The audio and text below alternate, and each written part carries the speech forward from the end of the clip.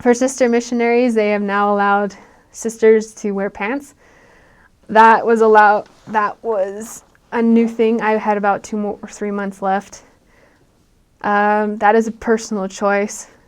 No sister missionaries that I knew of actually wore or bought pants when that was allowed. My president's wife didn't really approve of it very well. She was very traditional, and I kind of agreed with her. Yes, it was to protect from mosquitoes and from bugs, because they're very bad, really, really, really bad there, especially if you're in Peten. I had many issues and lots of bug bites and scars, and they're not fun. I suggest just wearing long skirts. That's what I ended up doing. I would buy long skirts in Guatemala and these little things called pacas, which are like DIs, but you can barter more. And bug spray, because the pants, I don't know, I guess it's your personal preference if what you wanted to do. They also have to be careful with pants. Just with the evangelists, they believe women shouldn't wear pants, and that could damage a relationship. It's basically your preference and how you believe it will protect you and do your work. Packing tips for sisters. I was told that there was no feminine products there. There are, so don't worry. They have things at the little grocery stores. They're just not as big or as plentiful as they have them here. If you have anything specific that you want to keep with yourself, I would suggest bringing good razors or something, or your own good bug spray, because it can be expensive there. Or anything that you think that you will want to have, like makeup. They don't sell very good makeup there. If you want to have mascara or eyeliner or foundation, bring kind of what you think would be enough for you. But I started wearing makeup and then just decided not to. One, it kind of draws almost too much attention to you, depending on where you are. If you're in a more rural area, then the men will catcall you or stuff. But then it just got too hot. It melted off anyway. That's in the Peten. The Koban sisters, I think, didn't have a much hard issue with that, because it's cooler and more of a rainy area. For health benefits and just tips on that, bring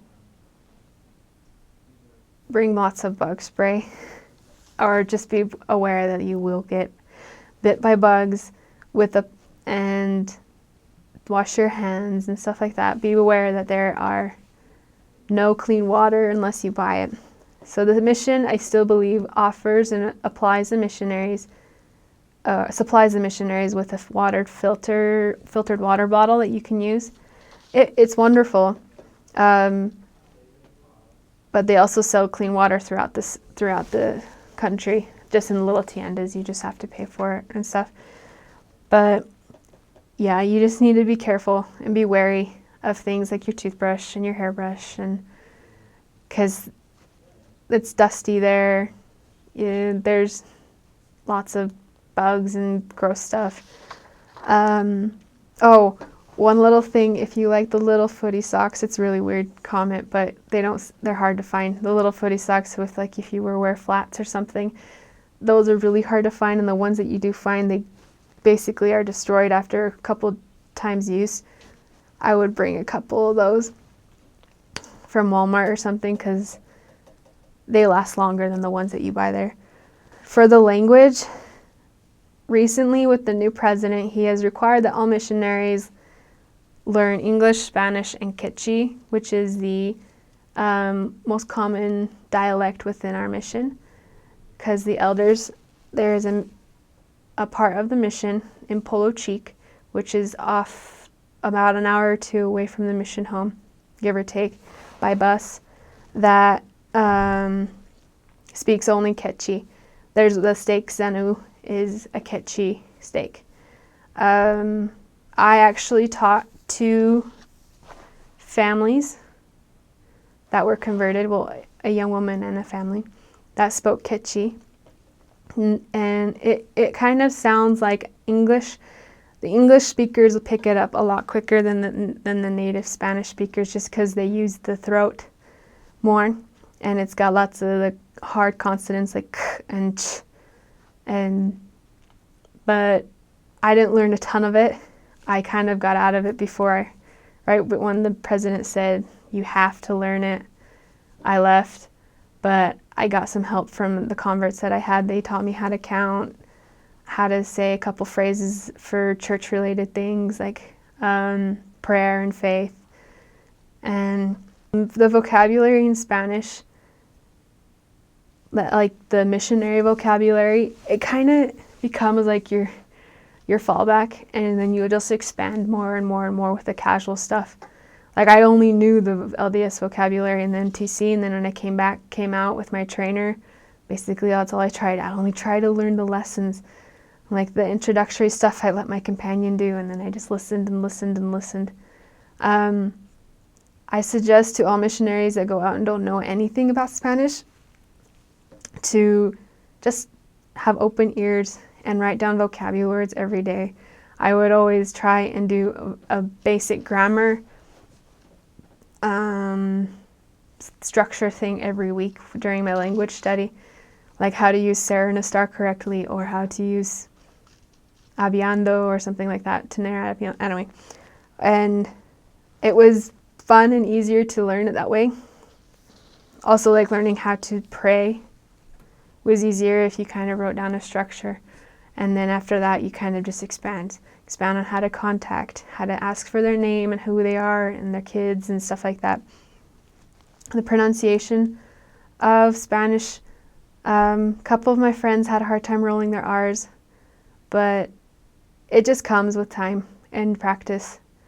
I came back with a slight accent, and a couple of my friends that I still speak with are helping me keep my accent. But it just takes a lot of practice and faith in yourself and in Heavenly Father and the gift of tongues, because it's real. It's so real. That helps a lot if you pray for it every day, in the morning and at night. For it comes, and it just becomes a lot easier. There'll be times where you'll understand more than you can speak, and then there'll be times where you can speak more than you can understand. And it'll just kind of rotate, and it'll get level for level, and you'll grow and grow and grow until you can understand. And don't be discouraged if the members or the investigators just don't understand you. There was an experience I had where they didn't understand me, but I was trying to bear my testimony. And in the end, they said thank you. But I was confused slightly. I'm like, what? You didn't even understand me. I tried my hardest. But my companion said, they said thank you because you brought the Spirit. Like, they may not have understood what you were saying, but they understood what you were presenting. And so that's it. No matter what you're doing, if you're trying to speak the language to the people and sharing the gospel, they will understand in some way or form. The Spirit will allow that.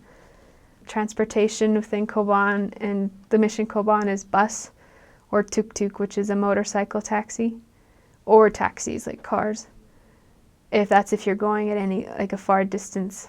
Other than that, you're walking everywhere. So bring good shoes. And don't be afraid to not look pretty. You're not going to be all dolled up every day. Sundays are your days that you probably can try, but you're working too hard on Sundays to get your investigators to church to even really care that much. But then you're doing the Lord's work, so in the way you already are glowing, so you're already beautiful.